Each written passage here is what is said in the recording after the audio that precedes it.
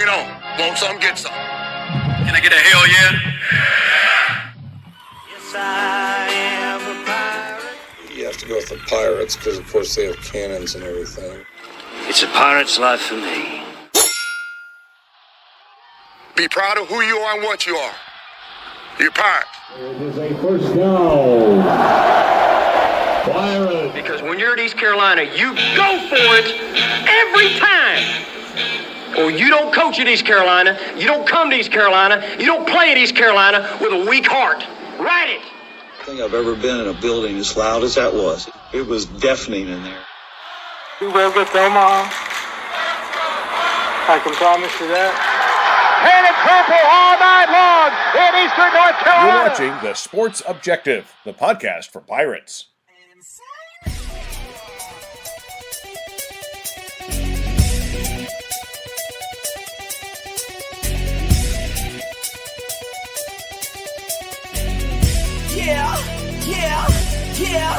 Yeah. My heart is purple and gold. I'm a pirate down to my soul. And I don't back down, not at all. Find out when the cannons explode.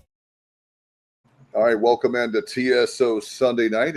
We're with you every Sunday night at 8 o'clock. And with us right now, of course, the man that's doing great. I think he is. Anyway, Kyle from LaGrange Barber, doing better, buddy? Hey, I wouldn't say great, but yeah, doing better. Appreciate everybody sending me their thoughts and prayers. Surgery over a week ago. I'm back in the hospital this week with an infection. Home now. Feeling the best I've felt in a while. Still not 100%, but hopefully I'll be there soon enough. But yeah, it's been a rough week. But more importantly, Pirate football practice has started, and that is what we're going to talk about tonight with a lot of people. But the one and only former linebacker from the Steve Logan era, Matt Semenza. What's going on, buddy? What's going on, fellas?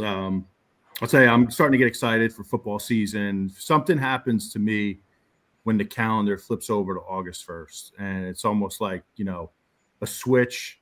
Camp starts, you're starting to see a little NFL preseason. So I am I was reading up on my Phil Steele again today and starting to get excited for college football, fellas. No doubt. Let's bring in, I don't know if he's in North Carolina or Northern Virginia, Johnny Stats, Johnny Robertson. JR, man, what's up? Hey, I'm in Virginia. I was in Greenville last week, but I'm in Virginia. Hey, like Matt, I'm excited. For the first time, we can say it's going to be Pirate football game this month. So let's get to it. Hey, let's bring in one of my buddies. In fact, I think we first worked together. It was at 1998, Patrick Johnson. Oh, God, probably so, yeah. Long time ago. Yeah, the last, I believe it was the last year I was working with Henry. You came on board, and so we did get a chance to work a little bit together. And then over the years, of course, we were in Curtis Media, and you got paroled, so that was good for you. Yeah, I moved back home, and glad to have Patrick Johnson from 94.3 The Game. Of course, Patrick, you're living the life right now. You guys are on hiatus until next week, right? Oh, yeah, living the life, Dave. My bill collectors love it. They think it's the greatest thing ever. It's the life. So, well, you got the beach right behind you, right? The beach is that way. Oh, okay, the wrong way. Okay. Sky behind me, and yeah. So yeah, but I'm about a 3-minute walk that way to the beach. So yeah, tough life, my friend. Tough life. I know. Somebody's got to do it. That's right. So August 16th, by the way, fellas, I wish you could come down. That's media day, but we've got that one. The Pirate Club lunch is coming up on the 20th. Thanks to our new friend, or your old friend, Patrick. Of course, Jim Zoki told me that today. So I didn't realize. I knew that was coming up. I guess that makes sense because we have the first game coming up on the 28th. Anyway, we got lots to talk about Pirate football, and like Matt, like you said, it's good to finally get like the rust off. There's like a rust on you during the summer, and I don't know why, but the summertime is like, it seems like the month of July is like 60 days long if you're a football fan. But anyway, here we are, and we have the first week of camp, and overall, I saw the video from Friday for Coach, and I'm surprised, fellas. One of the things I noticed by Coach is he's straight up. I think that the position players, as far as the rooms, are a lot more stacked than I realized. So I'm happy about more than what we even anticipated back in the spring when we were doing our spring show. We were a little concerned about the depth, but I don't know who wants to take that first, but I think the looks a lot better than what we thought. So offensive skill positions, yeah, we're pretty stacked at receiver. I think the running back room is really good. A tight end room, it's got some quality. It could use a little more depth. Quarterback room with Mike Wright added to the fold is good. So I think on the offensive side of the ball, from the skill position standpoint, I think we're about as good as we can be. Matt, what do you think? Absolutely. You know, I wanted to kind of just like, you know, start with the running back position. And Patrick, I'll kind of ask you for your opinion on this. But when you look at that room, right, you really like what you see in terms of depth. I mean, you have London Montgomery's kind of like your breakaway guy. Yeah. Marlon Gunn has showed some ability to run up in between the tackles. You have obviously the transfer from Houston to just to name, you know, three right there. And then you have some quality guys behind them. But Patrick, I just want to ask you, like, how do you kind of see that room shaping up with all that depth? Well, you know, I think the first two guys you mentioned are going to get every opportunity to prove themselves with Montgomery and what he can bring as a home run hitter. And then Marlon Gunn. Marlon Gunn, we've been talking about, it seems like, for years. When will Marlon Gunn take the next step? When will he – and he's a veteran guy, has looked really good by all accounts. I'm excited about the fact that you've got maybe a little bit of a wrinkle with Caton Hauser. Certainly Wright brings that dimension, but I was real impressed with in the bowl game how the wrinkle of running Caton Hauser a little bit more than they did in his regular season starts. I think that just brought a lot of the offense being quite dynamic, and NC State for a lot of that bowl game didn't know how to handle it. So what wrinkle can you build upon before the 28th and still have that as something you could go to? And then I'd be very interested to see how much Wright we'll see out of him. I really think that's just more than we're bringing in a veteran guy in case something happens to Hauser. I think there's going to be there'll be some usage of him. I'm anxious to see, you know, what JDB is going to bring schematically to the table in Raleigh on the 28th. It's going to be really intriguing because, you know, I think he, and I guess you guys maybe feel the same way I do, Matt and company. You know, it seemed like he hit his stride, especially when the coaching change was made. But in the bowl game, he was, I thought, outstanding. He was perhaps the best of the coordinators on that particular evening on both sides. Yeah, once Houston was let go, you could kind of see the chains, so to speak, like taken off of. Like a new world. Yeah, chains were taken off JDB, and he was kind of, you know, allowed to run what he wanted to run. And I think, obviously, going down to the sideline, I really wonder if he wanted to be on the sideline the whole time. He did. But, you know, you mentioned the running game from the quarterback position with Hauser, you know, and bringing in Mike Wright. You know, it allows us to do two things. One, it allows us to design some packages with Mike Wright, utilizing him as a so-called wildcat quarterback that can actually throw. Yeah. But it also allows us to run Hauser more because we don't have to worry about him getting hurt as much because we got Mike Wright behind him. And then a little bit more on the running back room. Parker Jenkins, the transfer from Houston, 2 years ago for the Cougars as a freshman, he ran for 464 yards and 3 touchdowns as a freshman. They changed offenses last year, went to more of somewhat of an option-based offense with Fritz coming over from Tulane, and he just didn't fit in the system. But what they were running at Houston prior to that is somewhat similar to what we're doing. So I think Parker Jenkins could be a player in the running back room also. And guys, one of the things I was going to mention too, Matt, being that you're a former defensive guy, and you know I love the defense. I think that I truly believe this defense is at least average at the worst. Their ceiling is a lot greater than I'm going to probably even give them credit for, being cautiously optimistic on the defensive side. And fellas, I'm telling you, I want to get your take, Matt, playing defense. Don't you think having this high power offense, it takes less pressure off you guys on the defensive side of the ball? Oh, no doubt it takes pressure. When you have an offense that can put up points in a hurry, I think it definitely takes pressure off. And, you know, for me personally, guys, like when I look at this team, I feel really good about where we are offensively. I think we have a lot of depth at the skill positions. You know, we talked about running back. You like what you see at quarterback now. with the increased depth, bringing Mike Wright in. But you feel really good offensively. And for me, the big question mark when you really look at this team from a bird's eye view is, can we stop people on defense? Like, we're going to score a lot of points this year, but can we stop people on defense? And to me, that's going to be the difference, Patrick, between, potentially going 500, to on the upside, maybe winning 8 games and obviously having a bowl game. What's the next step? Because even, last year, the thinking was, despite how the season was, coming off 2 wins, you were looking at, okay, well, against that schedule, here's the range. Seems like we're kind of there.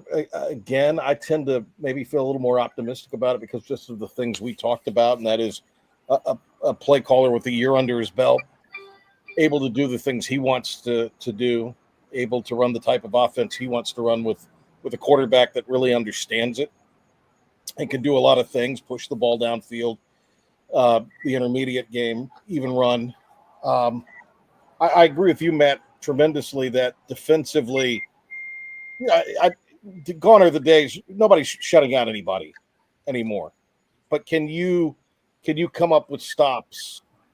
Can you do things you need to do to allow the offense to get back out there quickly? I mean, can you put together maybe a 3 and out, especially in a situation like on the road in Raleigh to start things? Can you play just well enough in that game to allow the offense to get out there and score as many points as absolutely possible? There's been a change, obviously, in the situation with the weight room. It had a lot of uncertainty, but about a month ago, and speaking to close to a month ago, about 3 or 4 weeks ago, and speaking to some of the guys, a lot of what they did with their conditioning, they felt was greatly enhanced over what it had been in recent years. So, I think that's a big part of it too. If the offense rolls like we think, the defense is going to be out there a lot. They'll play a lot of guys on defense too, which, is a tremendous opportunity. You got to be excited if you're on that too deep, because you're probably going to get some appreciable snaps. Yeah, it's interesting you make the comment about the strength and conditioning room. We're on our 3rd strength coach since December, so that kind of really makes me wonder. I didn't realize strength and conditioning was in that bad a shape that we got guys in the best shape they've been in on their 3rd strength coach since December. So that's good to hear. I know I have full faith in our current strength coach. Had a long conversation with Brandon Simmons about him. Yeah. And Brandon loved him when he was here before. So, it's good to hear that. So. No doubt. Matt, one of the things that I heard Coach talk about, but one of the things I know Coach Logan talked about in your era is, and Coach Connors, that you thought, speaking of strength and conditioning, you can argue that about our talent, about 5 stars and blah, blah, blah, all that. But our guys, when we had Coach Logan and you have strength and conditioning with Jeff Connors, you guys were in better shape than the other guys that were so-called more talent in the 4th quarter. You guys never gave up, and you never were out of gas, so to speak. Yeah, and the strength and conditioning coach is oftentimes like the heartbeat of your program. It really is, because a lot of people don't realize the players spend more time around the strength and conditioning coach than any other coach. They're with him all year, tons of time in the offseason and the summer. So that hire is critical. I mean, I cannot state enough how critical that hire is. And hey, the East Carolina way, we don't get the 5 stars here. So what you try to do is you get the best players you can, you get really good 3-star players, and then you develop them in the weight room. And so you have to have that right guy running that program. And it sounds like, by all accounts, I hear really positive things right now. But yeah, Dave, absolutely. I mean, you make a good point. It's the East Carolina way. You have to work harder than everybody, and you have to grind. And hopefully that's something we're doing. Are you still a 5-star, Matt? Only in my dreams. Well, you looked the part there in the bowl game as Rajay was running down. I was like, man, this guy's. Oh, we Speaking about strength and conditioning and the job Mason Baggett's apparently doing, I think Mason's a much better fit than the guy we hired that wasn't here very long. Mason's been here before. You know, he knows the culture. He worked with both Jeff Connors and oh God, the guy that was here at Skip Holtz. Mike Golden. Yeah, Golden. So that's good. He knows the culture. But you know, to get back more on the defensive side of the ball, the defensive line. Matt, I know you're worried about the defensive line a lot. The coaches seem to have some faith in it. I guess the strength of our defense would be the linebackers. If you look at our secondary, we have some pieces. We picked up some pieces in the portal. I just wish most of them would have been here for spring ball. Yeah, but that's the nature of the beast. The world. Yeah, and you would hope that. And Matt, being a former player, I want to get your take, and then we're going to bring Rene in. He's here in the green room. We're getting him some adult beverages and pretzels and stuff and popcorn, but he'll be with us in just a second. But to add to the commentary, but Matt, as far as that's concerned, I mean, these players should, if you're getting them from the portal, my point is they should already have talent. I understand there's a new system, but it's not like they've never played football hopefully at this level. Oh, absolutely. I mean, some of these guys should be plug and play. Like you think about the nickel you picked from Rice. I mean, he has 3 or 4 years of experience at this level. Right. He's going to be plug and play into that system. And you just depends on obviously how much experience you have in college football, but you really hope when you look at our portal guys, in particular the offensive linemen, you have Long from Maryland, and then I'm going to probably butcher his name. I might need you to help me out. Our right tackle, is it Sarnofsky? Am I saying that right? Sarnofsky? Yeah, he's missing a couple of vowels there. Trinovsky. I'm going to go with. Like to buy a vowel. Okay. Yeah. But hey, something interesting. We're talking about the defense real quick. Our front five, our front four plus the Mike linebacker, they're all raised in North Carolina. And the back five, they're all either from Florida or Georgia, except for Tegan Wilk, who's from Pennsylvania. But it's funny how regionalized the different positions are. Yeah, I don't care if they come from down the street or. But what I was going to say about the defense is with Josh Aldridge, we may give up a lot of yardage, but I think we're going to get more big plays. I mean, we had 3 interceptions returned for touchdowns last year, a lot of forced fumbles, but I just feel like with his style, we may give up some yards, but I think that he's going to position the offense to be in, scoring position with some big plays and turnovers. That's my hope anyhow. Yeah, big. Probably going to give up some big plays and make some big plays. Probably going to be high risk, high reward. One guy I'm looking forward to seeing from that transfer portal is FCS All-American out of Western Carolina, Jordan Lowerly.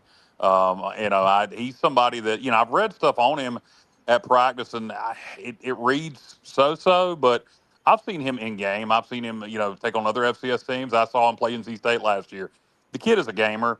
So his practice performance, I'm not as worried about. When the light comes on, Jordan is ready to go. I don't know if any of you guys got to watch him at Western Carolina, but he's a player.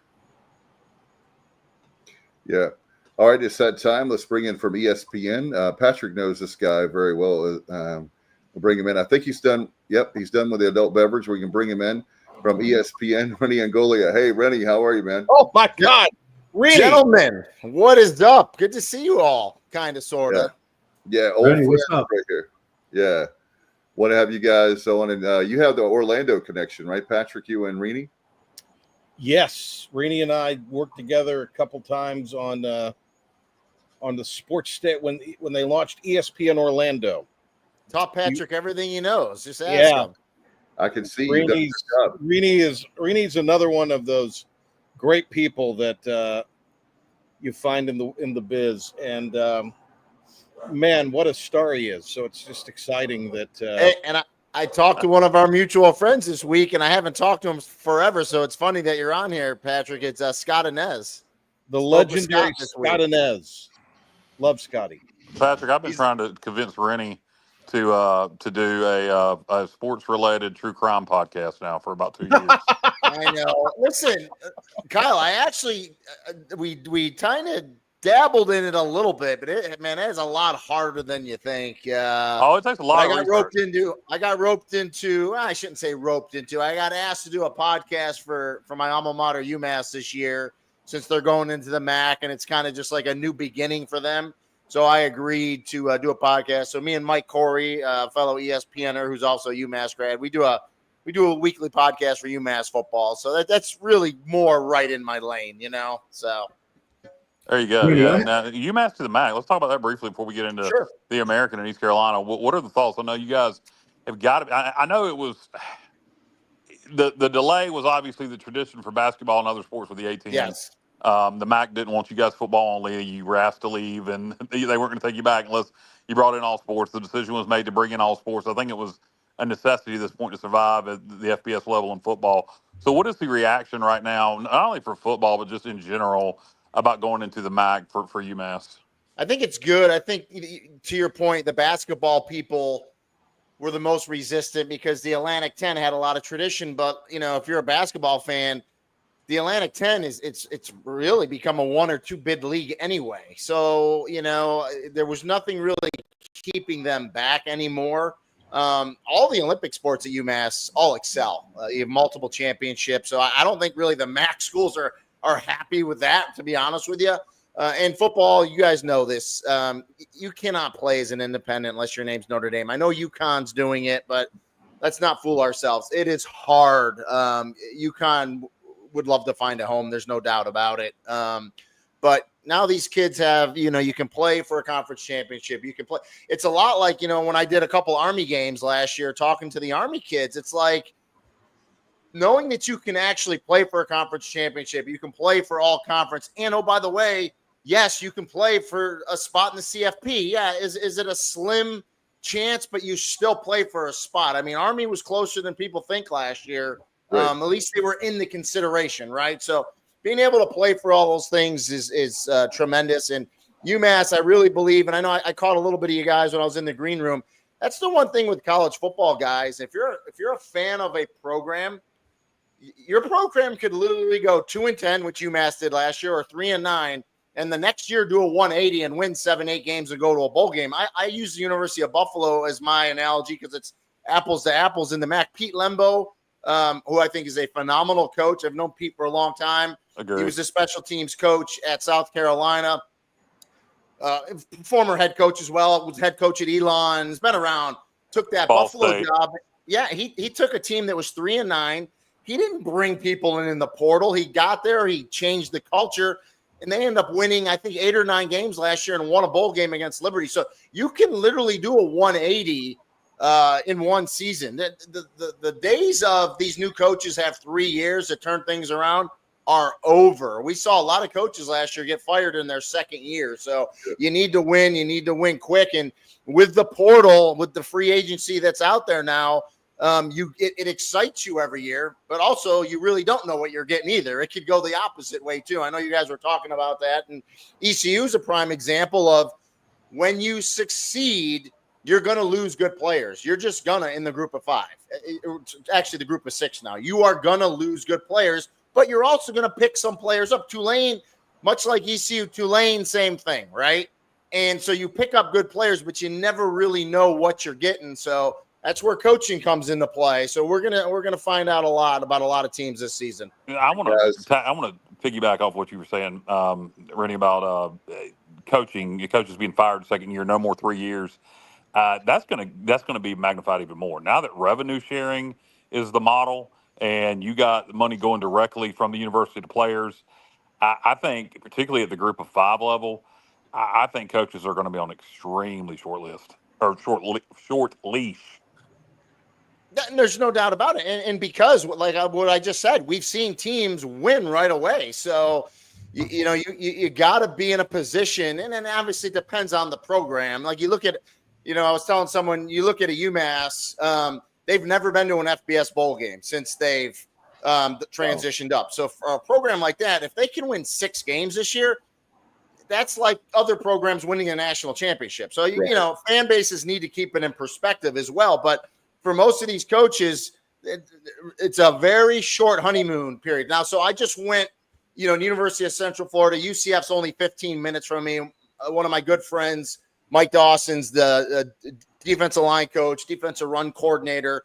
And I did UCF games before. He was on the staff before when Scott Frost was here. So I went out to their practice Friday and had a great conversation with them, talked to Scott Frost, and he's legit. I mean, he's going to have a year or two because of the way that program's set up, and they kind of know what they got going in front of them. But other than that, most circumstances, because of your point with this revenue share, you got to get players in right away, and you better get a quarterback in. I mean, that to me, I don't know if you guys touched on it, and I'm sure you did. The fact that you have Caton Hauser coming back, you got John David Baker, the offensive coordinator, to me is huge because you know what you got back. You got a known quantity, and he's only going to get better. That offense is only going to get better, and that's big. You look at a team like Tulane. I love John Summerall. I think he's a phenomenal coach. He'll probably be elsewhere next year. That's just the way it goes. It's not just the players, it's the coaches. But you don't, you know, I know they get Retzlaff from BYU, which is a tremendous get. But at the end of the day, you really don't. These players still have to step up and perform. I mean, look at Memphis. You're replacing Seth Hennigan that was been there forever, right? I mean, look how many yards he threw. So you bring the kid in from Nevada. Yeah, he's got the measurables. He's done well before, but now you got a lot of pressure, a lot of stress on you replacing a player like that, and you just really never know what's going to happen until the season plays out. Hey, guys, by the way, non-football related, there's a song by Elton John, Don't Let the Sun Go Down on Me. We've got Patrick Johnson who needs to say goodbye, and I see it's almost dark there. So yeah, I got to get up in the morning for news and radio. So all right, all down the road. All right, we'll have you back in and real soon in a few weeks. Stay in touch, Patrick. We'll do. Right. We'll talk to you guys soon. Take care. All right, Take care, Patrick. All right, Rene, I had a question for you guys I want to throw around real quick before we take a deep dive. A couple quick questions about realignment. Rumors this week, I hadn't even had a chance to talk to our guys. It's been crazy at work, good crazy. But North Carolina going to the SEC, some SEC schools, some ACCs, potentially schools going to SEC. And then also, I read something yesterday, and again, I apologize to our guys that are on our staff, so to speak, on our show. I read something, it may have been yesterday or today, about Memphis wanting to give $200 million to go to the Big 12. Is there any truth to that? Yes, there's truth to that. But the presidents of the Big 12 turned it down. So that was a legit thing. It didn't get voted in. They said no. But, I mean, it goes to show you, right, how hard Memphis is working. And listen, and I've said this before, and you guys agree with this too. As a university, if you're a university president, you're an athletic director, you have to look at the landscape. And the landscape, well, let's not fool ourselves. We know this. The landscape is looked through first and foremost from the football program, right? And then everything comes behind that football program. We know that, right? No disrespect to college basketball, but it is what it is.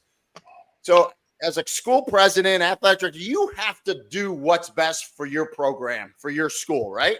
If you're a conference commissioner, I get it. You do what's best for your conference. You're trying to protect it. And I talked to Tim Pernetti, the commissioner at the American, and the commissioners they're all staying on the offense. Because if you don't stay on the offense, now they might say, oh yeah, no, we're good with what we have. We're good with 14. We're good with 16. Behind the scenes, everybody is continuing to work. You have to, because if you don't, that's when you're going to lose a team. You're going to lose a couple teams. And so I don't think it's going to stop. I mean, we still have some movement going. We saw what happened with the Sun Belt, right? We saw Texas State move. Louisiana Tech comes in from Conference USA. You know, who are they going to replace? There's a ton of FCS programs, guys, that still want to make the move up, right? We got a couple new FCS in Delaware and Missouri State coming this year. So to your point, to your question, I don't think it's stopping. We might not have the huge movement that we had, you know, when the Pac-12 went down, but I don't think it's ending anytime soon. No, and you know, you talk about the Sun Belt. They reached out to East Carolina, and you know, while it would have made a lot of geographical sense, playing App, Coastal, Old Dominion, et cetera, it just didn't make financial sense until 2031 when the American contract gets redone. We're still getting $7 million from ESPN. I think the Sun Belt gets around $2.5 million. So Correct. just didn't make financial sense. But we're going to get back into football. But since we're talking about conference realignment, the decision the Sun Belt made to bring in Louisiana Tech was interesting to me. I get it; they lost the team from the West with Texas State. Louisiana Tech, obviously very traditional. That's what the Sun Belt's kind of done, is stuck with tradition. And, it's worked for them. But and I know the reasons why, and they're not sports related, but I look at Liberty sitting out there and the money they have and what they've invested in athletics and what they will continue to invest in athletics. And political, religious beliefs aside, how in the world the Sun Belt didn't go after Liberty just blows my mind. They guys, we were up there last year, Rene, and I was blown away by.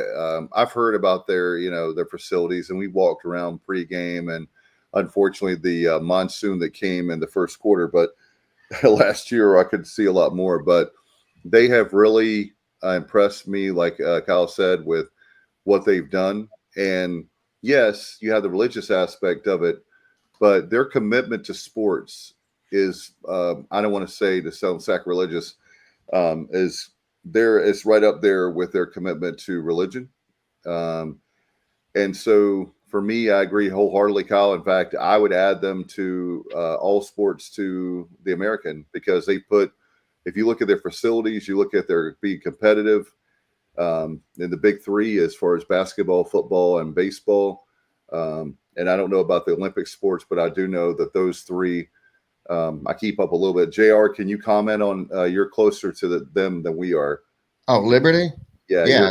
I mean, the facilities are already phenomenal, and they have plans to, our good friend Craig. He was down there, and he sent some pictures of like projects they're working on, and it's they have all the money, so there's no problem there. They're well funded, and Lynchburg is not a bad location either. No, not at all. And everything was good about it. Of course, our fans think when I speak positively towards another fan base, I have no interest in Liberty. I have no children going to Liberty or anything like that. So I respect them. Yeah, I respect the fact that they are spending money. Guys, there was an article a few years ago, I don't know if y'all remember, when Cincinnati was making their run, and they talked about how Dustin Hoffman said, as an actor, he said it takes 10 years to become an overnight success. He also said Kmart, boxer shorts, Kmart. Yeah, thank you, Rayman. But my point is, everybody just acted like Cincinnati came, out of like nowhere, when the reality of it was infrastructure. They spent a lot of money, and they said, hey, we're big time. We're going to act big time. And that's one of the things I talk about with us. Is that we have to have the administration, we have to have people, treating us like we are a power school. If we don't, then we're going to be relegated to, I've said this a lot, to FCS. And the reason I say that is because you've got to have that big time mentality, and that we deserve to be there. We're kind of like, to me, I really believe that we're on the bubble when it comes to power schools. I really do. I think it just comes down to, and we're going to talk about this later in the show, but Terry Holland, Rene, was put into the ECU Hall of Fame, thankfully, finally, in the last couple of weeks. And he's a guy that I wish we had, Terry Holland. There's only one Terry Holland. We miss him a lot because people, when they... Yeah, from a visionary standpoint, Terry Holland was an incredible athletic director. And we'll get into football here in a second, but obviously ECU, through different ADs, Jeff Confer and current AD John Gilbert, Confer, caused just an absolute disaster. Gilbert has been, mediocre is the way I'll put it. But Terry Holland had a vision, and that's what we need at East Carolina, somebody with a vision. And I think I know who we need. And I know Gilbert has stated here recently that he'll be retiring before 2031. So that opportunity will be there, and I hope we hire the right guy. And I know who that should be. The problem is, do the people making the decisions to hire agree with me? We'll see. But anyway, let's get back to football and steer the ship to what Rene came to talk about, not East Carolina politics.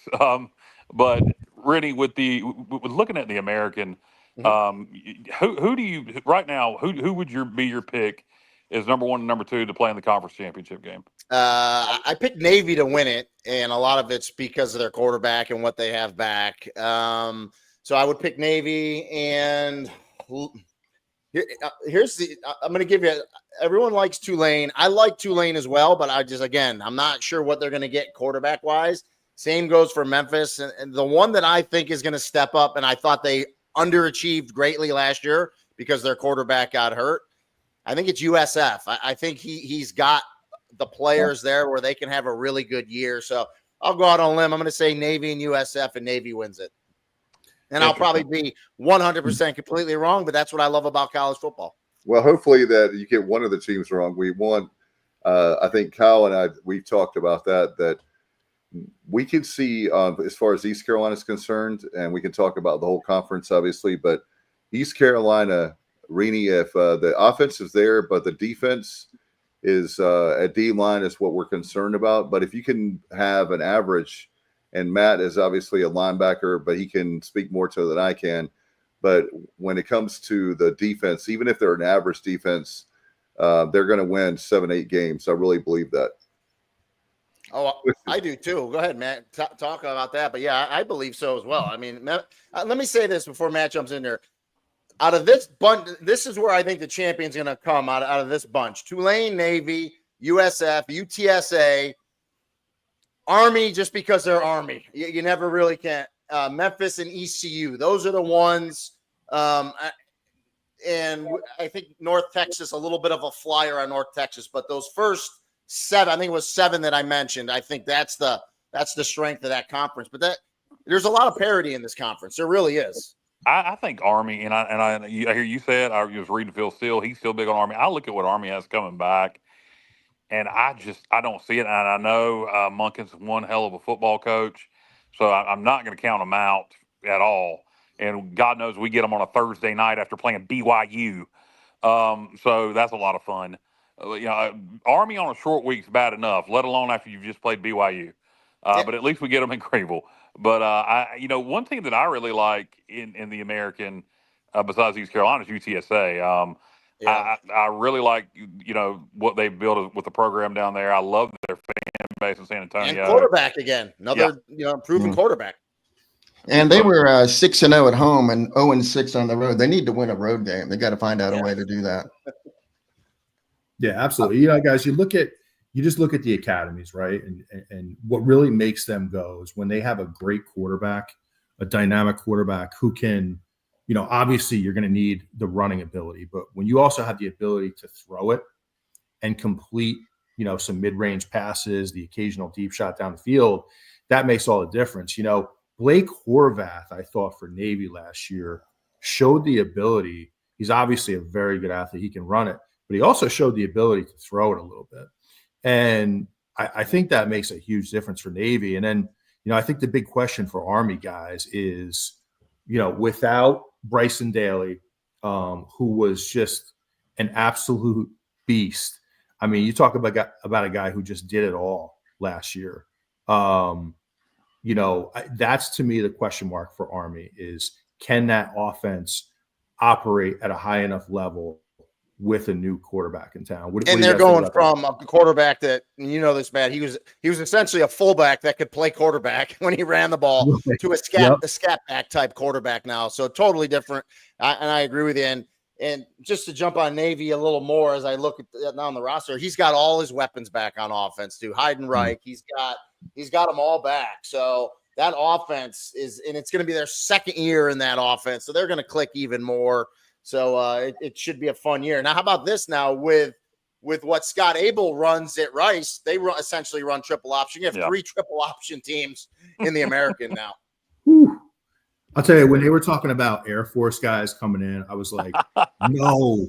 I said, no, we don't need any more triple option. Like, don't get me wrong, I love the academies. And I really love watching Air Force play, but it just gets to a point where how much triple option can you defend in 1 year? You know what I'm saying? So, wow, Rene, I didn't realize that about Rice. That's something to think about.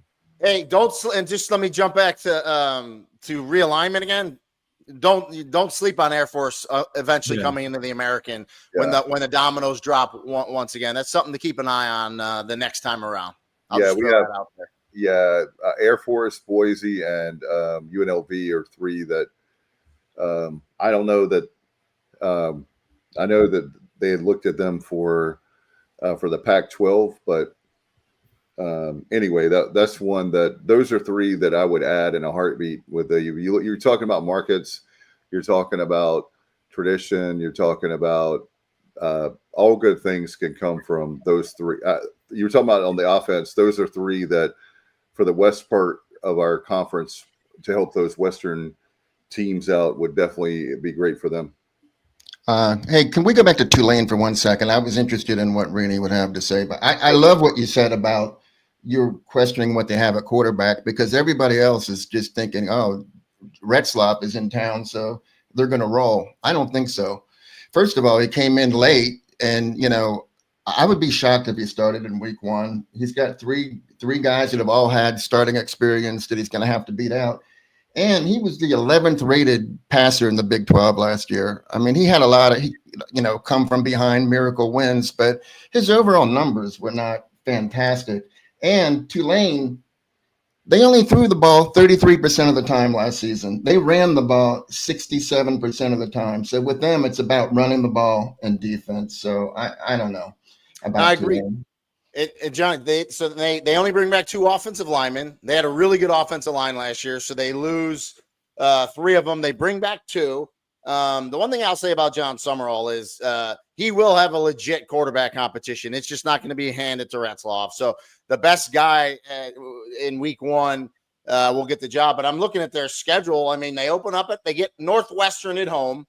Okay, and I know Northwestern's been down, but it's still a Big Ten program, right? But you get a chance to get a really good win at home, so we'll see. Go on the road to South Alabama, right? A good Sun Belt program. And then you go to Duke and you face your quarterback that just left you. Mensa, and then you got to go to Ole Miss the next week. So we're going to know a lot about Tulane in a hurry in the first month of the season.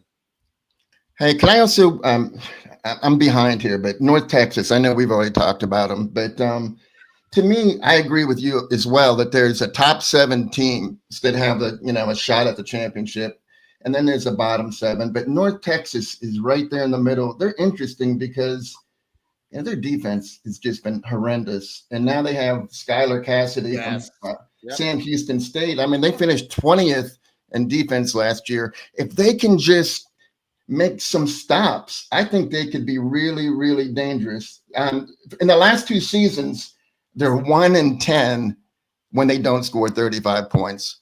I mean, that's just crazy. They're going to score points with Eric Morris. We know that, right? The issue that they had last year, they lost a ton of 1-score games. I don't have their schedule, but I know they did. You know what else they weren't really good at? In the red zone. They couldn't finish drives when they got into the red zone. And to your point, I did a Sam Houston game last year. Skylar Cassidy is a rock star, one of those rock star young coordinators. I think he's only 33, 34 years old, if that. He might even be younger than that.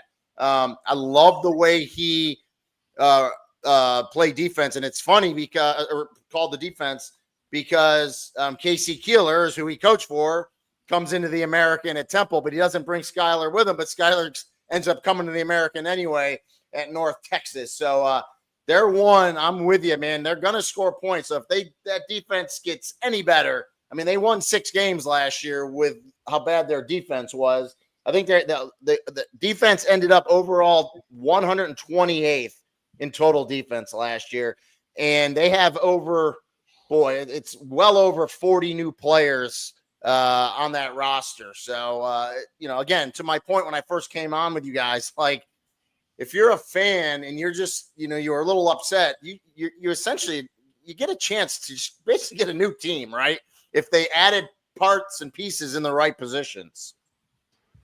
No doubt. And, Matt, I wanted to get your take on things with the portal also, and Rene being former players for the fact of, you have this mentality of, okay, East Carolina, we talked about earlier in the show, I think right before you came on, Rene, that Matt was talking about, we're not going to get the 5-star guys. However, you take like a Matt, you were a 5-star, right? I was a 5-star only. That's what I told my kids I was. Okay. But in reality, no, not even close. But like what he said, he made a great point. All seriousness, he said, we get 3-star guys. We get the guys in the weight room. We've had some amazing strength and conditioning coaches like Coach Jeff Connors, Mike Golden come to mind, or two off the top of my head. But for that fact that we get those guys, right, and then you have the player development that's still going on, and then you have guys from the new wrinkle of the transfer portal. But for us, we can't just get a whole bunch of guys from the transfer portal. You have to be careful from that. We still have to do the high school route and the transfer portal for the missing pieces, like we talked about with the O-line, D-line. There were some pieces there that missing that we've gotten in and having depth at quarterback now. Probably the best we've had guys in years, right, when it comes to depth at quarterback. Oh yeah, no doubt. And part of the portal, when you really look at it, is player retention, right? Like, let's look at East Carolina for a minute, right? Our two guys that we really had to keep, obviously Caton Hauser, right? You look at the second half of the season, and you go back to the second half of the Army game is when you started to see some things out of Caton Hauser, kind of in garbage time there, but you started to see him get a little comfortable with the offense, made some really nice throws, scored some points. And then he was just tremendous down the stretch. So you were able to keep him. That was priority number one, right? And then you look at Yannick Smith on the outside, big play, receiver, physical guy. I mean, if you guys, Rene, I don't know if we talked about this before, but if you ever see this guy's high school basketball highlights from South Carolina, unbelievable. I mean, you talk about a great athlete. So you look at those guys, you have to be able to retain some of your top talent every year. But then really, you think about the portal, player evaluation. How will guys fit into your scheme, right? Like you need to recruit players that fit what you want to do. So player evaluation, I think now, in addition to the fact that you're paying people, right? So that evaluation is more important than ever. And I think that's going to make or break a lot of coaches in the next 5 years. What do you think about that, Rene? Yeah, so, and you hit on something that I think no one talks about, and I really do think it's the most important thing, and it is roster retention. So Kevin Wilson, who was the coach at Tulsa last year, who was one of the coaches that actually got fired before 2 years. He didn't even get 2 years because they fired him in season last year. Schools, the issue that a lot of schools have is they get players, right? They get the 1 stars, the 2 stars, or the no stars, and they come in and they develop them, and they have a good season, and they can't keep them. So you've put 2 years into these guys, you've developed them, they're what you want for your program, and then someone comes in with a bigger checkbook, and you just can't keep them, and it decimates you, right? When you can't keep those players. So that's the juggling act that the group of 5, group of 6 schools have. It's like, okay, how much money do we have? We got to try to keep these guys. Now, you're going to get your players that just go off, and you're just not going to be able to keep them. But you also understand that where in the recruiting world, when you're recruiting high school kids, you have those good relationships, and that's why Retzloff went to Tulane, because he had a relationship with John Summerall from Troy. So you keep those relationships good. You don't make them go sour, and especially where you guys are, where ECU is in North Carolina. If you get kids at UNC or NC State or Wake Forest that maybe you missed out on in recruiting, but you had that good relationship with them and it's not going well, boy, you're a great home for a lot of those kids. So you got to keep those relationships always good. And then the other thing is, and I know you guys mentioned it, and I'm a huge believer in this for a lot of schools, is go get those FCS All-Americans, okay? Mm-hmm. UMass did it. I had a talk with Joe Harris-Simiak, their head coach. They crushed the Ivy League and the FCS schools in New England and the Northeast up there. If you were an all-conference Ivy League guy, All-American, I love those kids because, one, you're getting a kid with experience and you're getting a kid with a chip on their shoulder that got passed over. So, and I'm sure Jordy Lowry from Western Carolina is like that. He's going to work even extra harder. And you look at any single roster, even a lot of the Power 4 rosters, there's FCS kids on there that have done well. So that's another, and I'll even go a step farther. There's a lot of kids that are grabbing from D2 in the portal.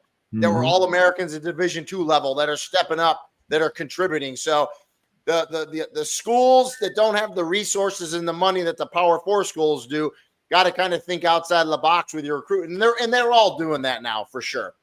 Hey, Johnny. What's really interesting, fellas. Oh, sorry, Dave. I mean, there's some schools out there now, and I have really mixed thoughts on this, but there's some schools out there now that are actually sort of promoting their program as, hey, come here for a year or two, be a great player. Yep. And then you know what? You want to take your opportunity in the SEC or the Big Ten, whatever it may be. And that's a really interesting approach. It makes sense on some levels.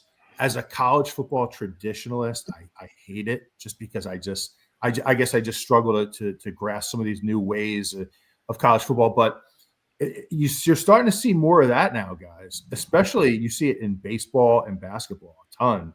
And now you're starting to see it in college football. Yeah, I mean, I personally know a player. I know his family. I won't mention the school. He got recruited by a Conference USA school. And that's exactly the pitch they told him. Come here. We'll develop you. You'll get bigger and stronger. If you kick ass here, we'll help you. We'll help you move up. You know, and they are. A lot of them. There's like when this all first happened, Matt, the coaches were taking it personal, right? They were getting pissed off. Now they know, listen, it's a business. These kids, we're better off helping these kids find a home. I mean, Trent Dilfer was great about that in his first days at UAB. Some of these coaches knew right away that, listen, I just don't have the money to compete with an Alabama or an Ohio State or a Michigan. But if I can develop a player and then, they go there, then, in a roundabout way, it makes us look good as a program. We're not trying to block kids. So I'm with you, though, because I played in the 90s. It's weird. My wife gets pissed off about it every time we talk about college football. And I'm like, well, you can either get pissed about it or you just kind of go with the times because this is the world we live in now. I think if you're a Conference USA school, let's say Jacksonville State, I think that would probably be more tolerable to the fan base than East Carolina. East Carolina fans, because of how long we've been playing at this level, because, we used to be, our goal was always to get in the Big East back when the Big East was a league. And we used to always see ourselves with Syracuse and West Virginia and Virginia Tech and all those East Coast schools. So I think it's really hard for an East Carolina to swallow. I do think we have a little bit more money than most Conference USA schools, with apologies to Liberty. But I think that it's a little easier for some schools, at least from the fan base level, to swallow that versus, say East Carolina or Memphis. And Memphis may not have to. They got more money than Jesus, apparently. So, that is an interesting perspective. And it's almost like, when you're recruiting a kid out of high school and you're telling him, we can develop you to go to the NFL. Now you're telling them we can develop you to go to the SEC. It's a weird place in college athletics. I do think that going to revenue sharing versus the bogus NIL model, depending on what we'll see if it's going to be policed as much as they say it's going to. I do think that's going to slow some of this down. Yeah. By the way, I wanted to mention, Johnny, I want to bring you in because you have, and we'll leave the names out if you want, but I know Johnny has some relationships with some of the assistant coaches being neighbors right close to the university right there, right near Charles Boulevard. But anyway, one of the things I've heard, and I think, Johnny, you've heard also, but one of the things I like about this coaching staff, when you were talking about coaching evaluation, or player evaluation, Rene, these coaches, the one things we've heard, I know I have, and I think Johnny has, is the one thing they're looking for, the one thing all these players have in common is something you can't coach, and that's speed. So that makes me happy to hear that when you were talking about that propped up an idea of that very thing of the player evaluation. I think you're going to see players not only developing, but also players that we're getting from the portal. And you mix that together, I think it's going to be a great thing. What do you guys think? Yeah, I was just going to say that came from a coach and a staff member. That my question to them was, what is your approach to figuring out the NIL valuation of a player, and then what do you prioritize for high school recruits or portal players?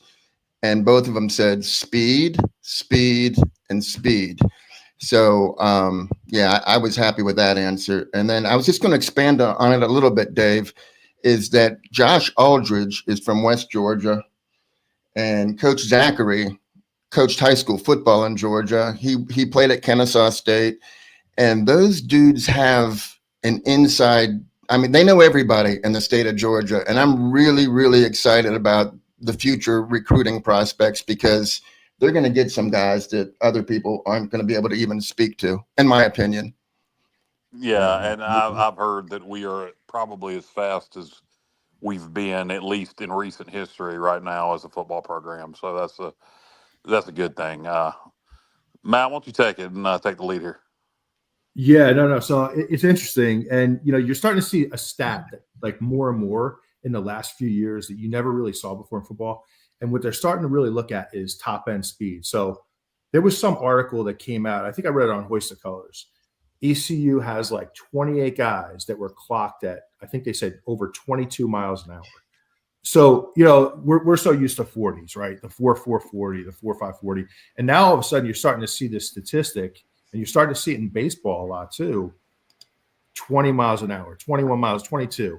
Keaton Mitchell was like 23 miles an hour, something ridiculous. But that was the pads. To your point, though, speed is the hardest thing to coach. That's a God-given talent. You can maybe increase a guy's speed a tenth of a second or a few tenths of a second if you're really lucky, but that is God-given. You can always put weight on a guy. You can get a guy stronger. You can teach them technique, but speed, man, if you can recruit speed, you can work with other aspects of their development. So I love to hear the fact that we have a fast team, because that's what it's all about. Yeah, speed kills, and at East Carolina, I think in general it's easier to get speed than it is, quality size. So, I think it's a very good thing. Speed's going to win you a lot of football games, particularly with this offense. I mean, this offense goes fast, and to go fast, you need to have fast players. So, it's good that we do have the speed that you guys have talked about. And listen, and the game's changed, guys. There's no more, when I played, the middle linebackers were 230, 240 pounds. The outside linebackers were 230. It's done now. Those guys are 205, 210 pounds, and they all run. So there's no substitute for speed. So there's speed everywhere. Now, with that said, everything's cyclical. So there'll be an offense that'll trickle back in the two tights and a fullback, and they say, oh, yeah, you have a 208-pound middle linebacker. We're going to pound them all day with a 230-pound fullback. That will come back eventually. Trust me, because everything is cyclical. But you mentioned Josh Aldridge, and we were talking about Liberty. A lot of people forget he was the defensive coordinator at Liberty under Hugh Freeze, and so I've had a few run-ins with Josh Aldridge. I think he's an exceptional coach, and that's a great hire for Blake Harrell. I love JDB, John David Baker. You guys know this too with Garcia, and then even Hauser had the issue. They were just turning the ball over too much. Could you imagine that offense holding on to the football, having a good turnover ratio with the speed it can go, talking about the speed of the players along with the speed of the offense? That offense can be really hard to handle. And then, the way they finished with Blake Harrell, and I know you guys have probably talked about this a ton. Blake Harrell wasn't getting this job. We all know that. Yeah. He went out and earned this job, and those kids went out there and got him this job. And to see that, right? To see how they finished 5-1, to beat NC State in the bowl game and do what they did, man, that's some real love for a coach right there. And Blake Harrell, that's reciprocated in him. So I'm excited. We talked about at the American Media Days. I said, all right, we still have to consider Blake a new coach since this is his first year, but he's first year coach with an asterisk. So I'm excited to see what he does this year with his team. I really am. Yeah, you say second year and a half, or I kind of look at it more second year. He took over midway, and I know technically. Yeah, no, I do too. We were just, but for conference sake, they said, well, we're going to count him. So once again, the American, if you count Blake, 6 new coaches in the league. You talk about the portal for players. The American is that one conference that, man, it's unfortunate because I still think the American's the best group of 5, group of 6, however you want to say a conference. I do, top to bottom. Who do you think? Just think of what they've lost, right? I mean, they lost UCF, they lost Houston, they lost Cincinnati, they lost SMU that goes to the CFP playoff, but you still just have to keep positioning yourself. And I think the conference for what's happened to it and just the coaches they've lost, they've done a nice job pushing forward, staying strong. If you had to pick one, we'll leave Blake Harrell out of this because, for two reasons. One, he, is at East Carolina, and two, he was here last year. But of the new coaches that are coming in, who do you think was the best hire of all the new coaches? I know who I have in mind. Who would you say, Rene? Yeah, we're not gonna. So, who I really like, and he's never been a head coach, and I'm super intrigued to see him is Zach Kittley at FAU, who came from Texas Tech. Okay. Offensive, straight up really good coach. I've known Casey Keeler for a long time. I think he's exactly what Temple needs because there's been zero consistency at Temple. So I really like that hire. Scott Abel, I don't know much about Scott other than, what he did at the FCS level, and he never had a losing season. So and he has an academic background. So that's an interesting and good hire for Rice. Trey Lamb, I'm interested to see what he does at Tulsa. And then Tim Elbin, he was in the MAC 20 years and going to Charlotte. And so you don't really know what you're going to get with Charlotte. But out of those, I would say Zach Kittley. Yeah, I really like Tim Elbin. I hate it because I can't stand Charlotte for obvious reasons, but I really like him as a football coach. You're right. He was in the MAC for so long, a Jim Grobe disciple, et cetera, or Jim Grobe disciple. Jesus Christ. Help me out. Frank Solich. Frank Solich, thank you. I went back to the 90s there with Ohio football. But Frank Solich disciple. But I think, unfortunately, he'll do a good job at Charlotte. It's going to take time. He's got to clean up a mess there that Biff left. But, I think he's done well in the portal. I think their starters are going to be good. I just don't think they have any depth, but I think he's an excellent football coach. They're going to have a completely new team. Think about this. He came from Ohio, okay? They won the Cure Bowl last year, okay? In that bowl game last year, they were the only program in FBS, that hadn't lost one player in the portal on the roster. So he goes from that type of consistency from Ohio to the shit show, if you want to call it, that's been Charlotte the last couple of years in terms of players in and out. So from one extreme to the other, and to your point, I mean, Tim Elbin's probably exactly what Charlotte needs. And I asked him, I thought it was a great question at the media days. I don't know. He didn't really chuckle. I thought it was a great question. I was just like, Coach, did you have it on your bingo card in 2025 that you were going to be coaching against Bill Belichick? Still blows my mind that Bill Belichick's going to be coaching at what Charlotte, a 15,000 seat. I know they're redoing it, but I think it holds about 15,000 seats. Yeah, and Bill Belichick's going to play a game at Charlotte this year. I think it's week 2. Yeah. What a bizarre. Not just to get off topic for a minute, but I love college football.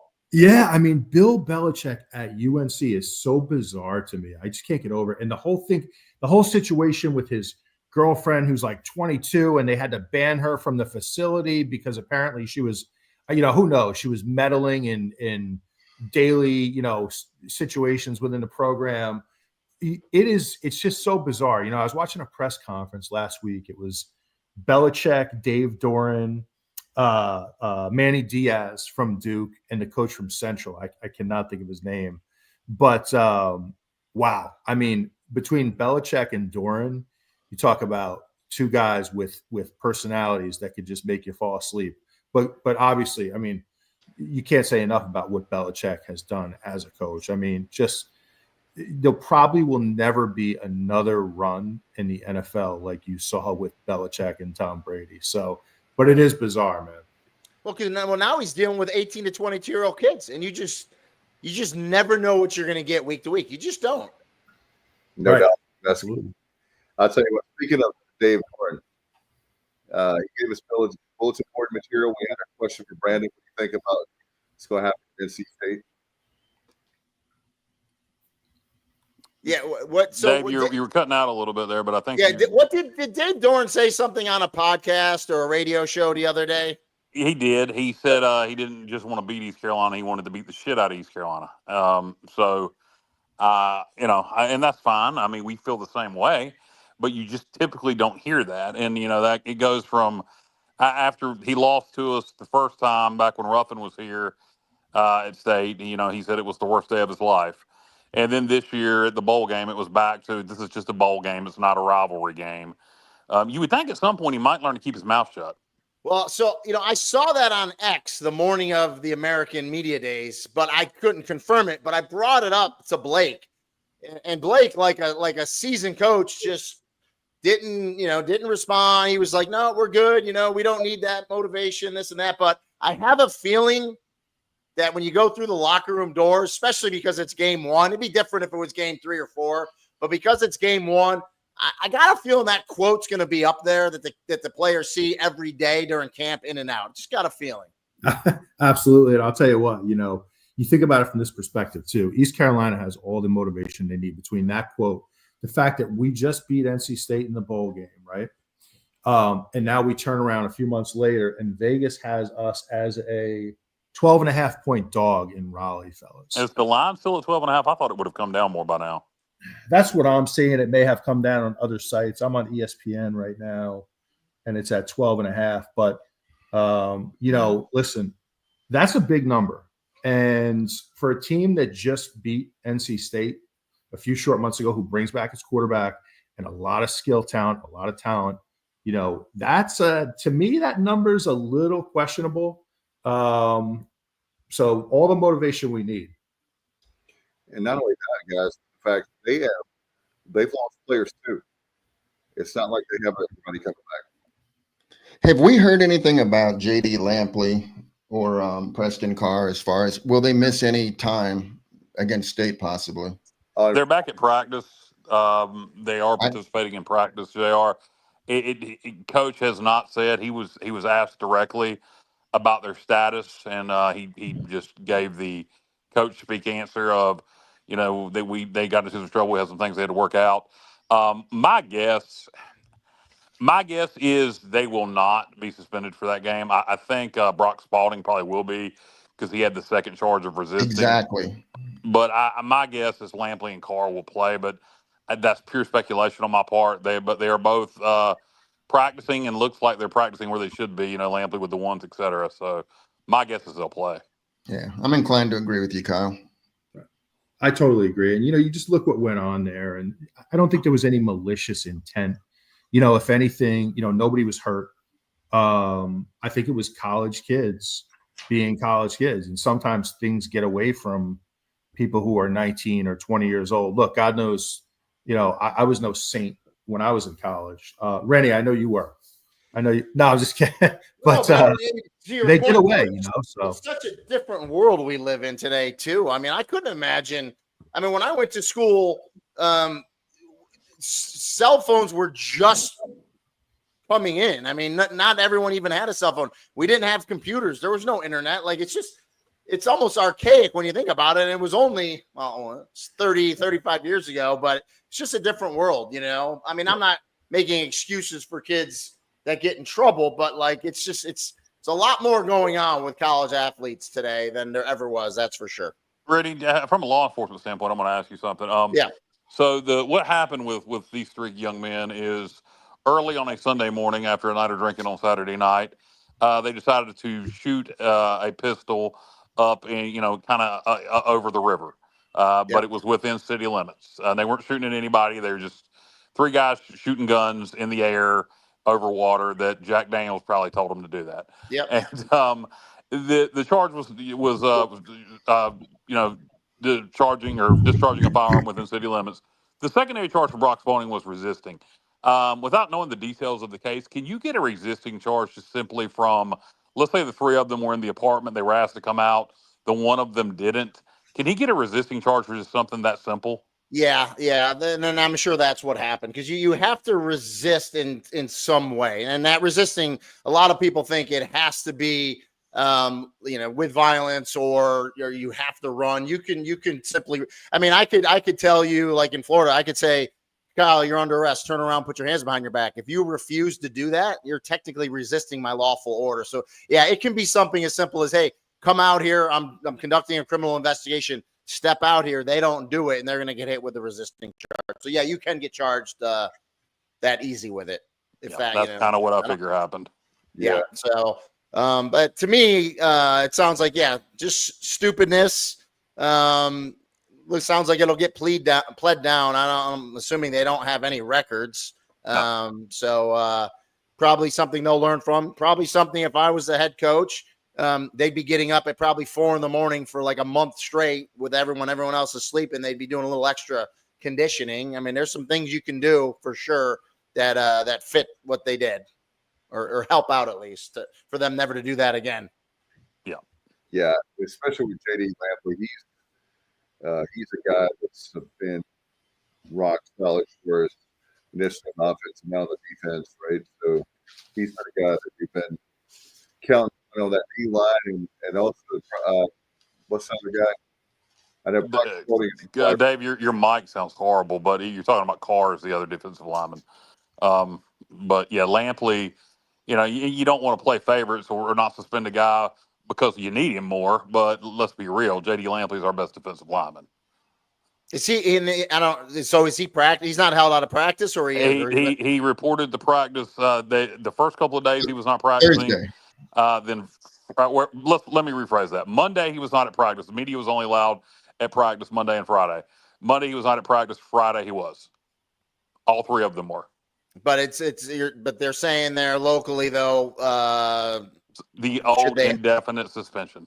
Okay, so but the case won't. What you're telling me though, that sounds like the case isn't going to be adjudicated before the season starts. I don't think so. I mean, the charges were just happened in late July, so I wouldn't think so. Yeah, it'll be interesting to see what they do. Rene, I'm going to put you on the spot a little bit here, all right, my friend. Just looking at East Carolina's schedule, right? You look at the first 5 games, all right. Yeah, they got a tough schedule, by the way. I think anyway. It's one of those schedules. It's kind of sneaky tough, Yeah, sneaky tough is exactly what I would say. Yeah. Yeah, I mean, you look at the first 5. Let's just kind of take a look. Yeah. Heading into the bye week on October 4th, right? So you obviously open the season at NC State, and you have Campbell at Coastal Carolina, right? BYU at home, and then Army at home. So, those are some quality teams there. What do you see realistically of ECU? And that's why I said I'm going to put you on the spot a little bit. No. Coming out of that first 5, what do you think is a realistic number there? Here's the thing. Realistically, okay, they could be 5-0 after those games. I really believe that. But they could also be, 3-2 or 2-3. You know what I mean? It's like, or 1-4. I think that's awful. I mean, honestly, I mean, and that's the crazy thing. Listen, I know Vegas has it, 12.5. I would still say the NC State game's more like, just based on what I know from ECU, the history, all the stuff we just talked about. You give NC State the edge because it's at home, right? Mm-hmm. But that's still, to me, almost a pick'em game. To me, it's a 3 or 4 point game. It's not a 5 point game. Right. It's not a 12 point game. So it's a game they could win, right? But you could understand if they don't get it, right? You understand, you'd be like, okay, they played well. They just couldn't get the win on the road against a Power 4 program. Campbell win, right? Better be. At Coastal, I did Coastal last year. That's another program. It's like they've done so well in the past. They've been up and down. You don't really know. I mean, I don't know much about them, what they have in the portal, what they brought in, what they have coming back. But, I mean, it's a quality program, right? But with that said, where ECU's heading, you got to win that game on the road, right? Against that 100%. I think that's a must-win game unless you beat State in Raleigh. So, let's say you lost NC State, it puts you at 2-1. BYU is going to be a tough game, but you get them at home. And they're coming essentially across the country. Yep. That's one I think you can definitely get. And then Army, we talked about it. They don't have the personnel they had. So if you're ready for their scheme, that's a game you can win as well. So I guess what I just told you was I think they're going to be 4-1 is what I said. I like it, man. I like it. But we'll see. You're taking us to beat BYU and Coastal. Well, that's the one thing as an analyst. Everyone thinks there's so many people call me and say, what are you thinking? I never get games right, even games I prep for and call. But that's why I love college football, because you just never know. Like, right now, Rene and Ingoglia said the Pirates are going to upset the Cougars. Honestly, where I think they're going to be, my honest opinion, I think they're going to be, hold on. I'm going to tell you right now. After the Army game, I think they're going to be 3-2. That's where I think they're going to be 3-2. Kyle, I tend to agree with you. We beat BYU in Provo, so we could beat them in Greenville. Yeah, and if you can upset BYU, then that's where your 4-1 comes in. And I'm not impressed with Coastal. Yeah, but I think honestly, just looking at it, I think if you're 3-2 after Army, I think that's pretty damn good, honestly. But we'll see. I agree, Johnny. The BYU, yes, we did beat them in Provo, but and that BYU, that was the worst team in BYU history. We beat in Greenville. Yeah, they were not good. They just moved the ball. Their offense was. At the end of the day, they're an 11-2 team. Yeah, 11-2 Power 4 team that was really close, right, in conference coming to you. Exactly. And I haven't really studied them, but from what I heard is even though they lost Retzlaff, everyone's really happy with the quarterbacks they have coming back. Yeah. They don't seem worried about it at all.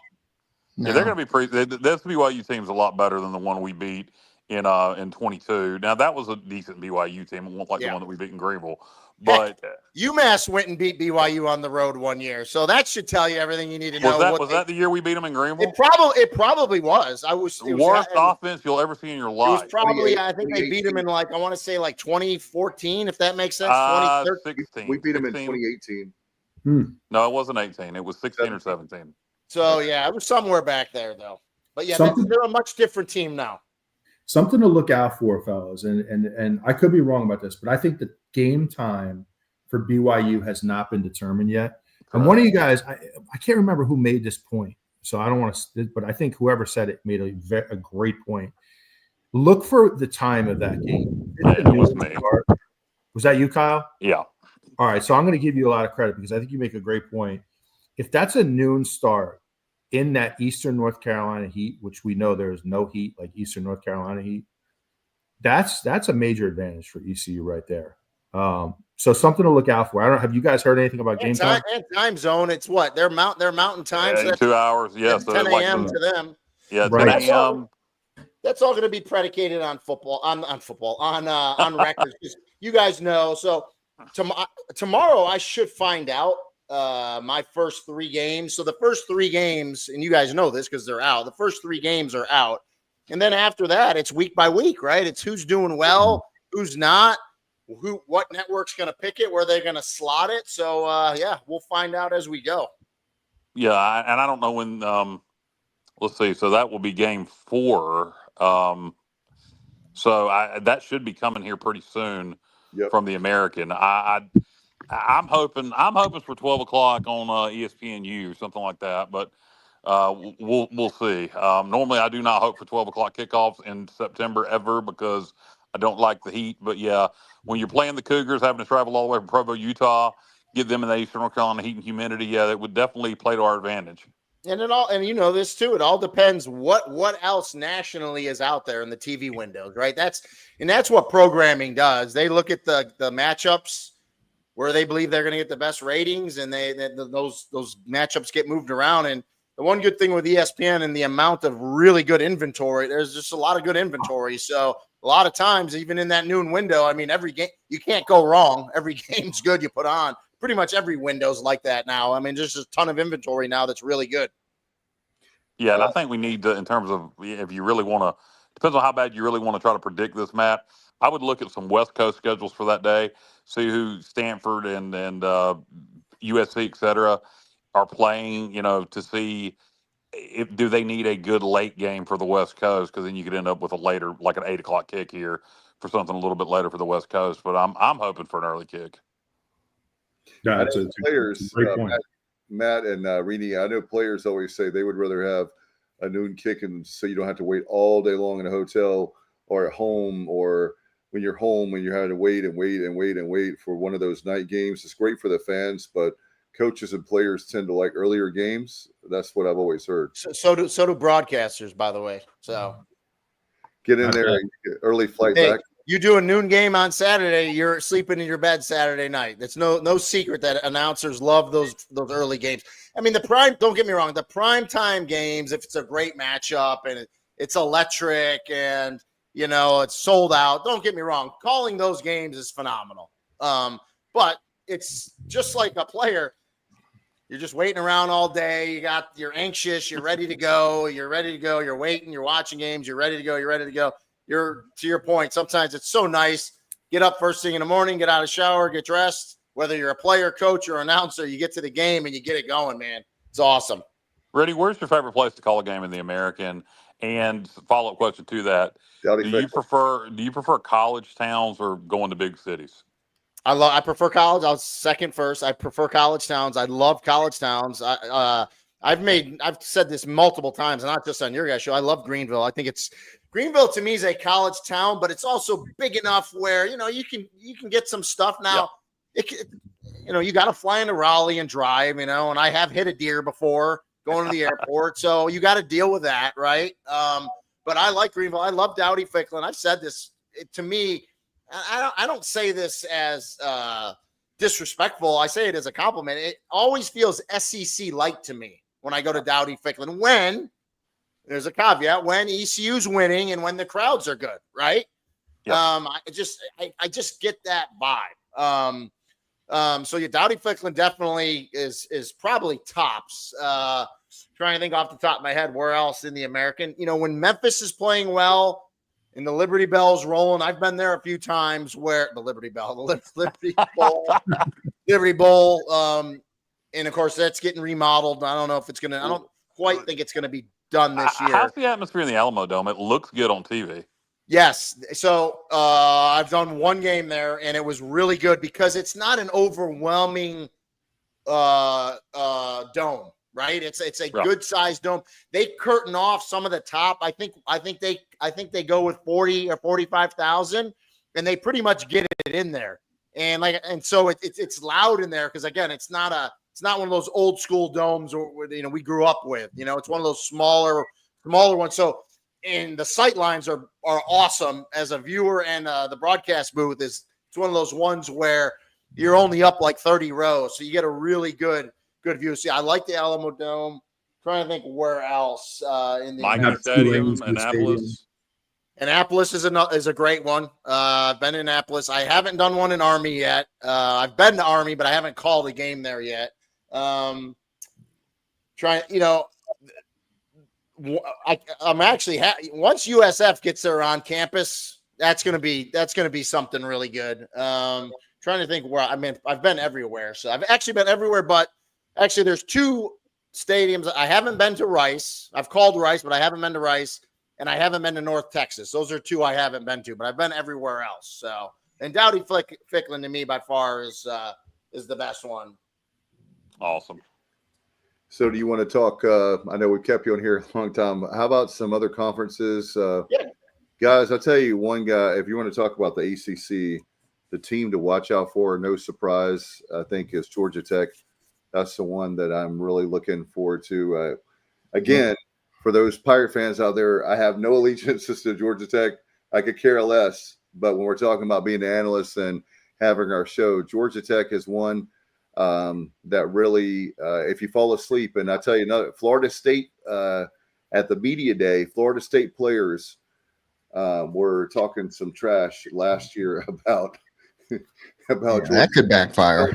Well, that was last year, and it did backfire. It did backfire. You remember they didn't say anything this year. Ireland. You remember when they had that game over? Was in Ireland? Yeah. And they talk crap again this season. Yeah, not about Alabama. That was Tommy Castellanos, their quarterback. Did. Yeah. Yeah, but Georgia Tech maybe is not the surprise, but and Georgia, that's the team I think is most improved. And Rene, who's your favorite in the ACC? Clemson. I mean, I don't really think it's. I don't want to say it's not close, but I just think. Again, quarterback, right? Cade Klubnik, I think he's going to be even better this year. Dabo's one of the best coaches in college football. They got a great roster. So I think Clemson. I think Miami, listen, Carson Beck took a step back, his last year at Georgia. So everyone just assumes he's going to be, everything for Miami. Let's wait and see. He's got a good roster there in Miami. Kevin Jennings is SMU. He's done nothing but reload. They're another one you got to watch. I found so ridiculous to say SMU and the ACC in the same sentence. Isn't it? But, hey, that's the world we live in. today's point, Haynes King coming back at Georgia Tech's a big deal. Again, I look at teams that bring back a quantity at quarterback, right, and have done that roster retention we talked about. And I'm just looking at it. It's just still astonishing, not only SMU, but 17 freaking teams in that conference. It's like, holy cow. The question is, all right, who's going to come up from the pack? Who's going to surprise some people? That's the interesting one. The team I keep hearing is Virginia. Is Virginia finally going to take that step forward? They better. Tony Elliott wants to keep his job. We'll see. Well, and they bring in Chandler Morris, who I think this is probably Chandler's fourth. It's definitely his third school. It might even be his fourth school, quarterback wise. So we'll see. But yeah, a lot of those guys are coaching for their job. So and then I'm also with what Fran Brown did at Syracuse last year, really good year. Can they keep it going? Right? They're not going to surprise anyone this year, so that'll be interesting. But getting back to your question, I think it's Clemson. I don't really see them getting derailed on their way to the college football playoff, but we'll see. And then Duke, we'll see what Darian Mensah does there at quarterback and what they have coming back. So we'll see.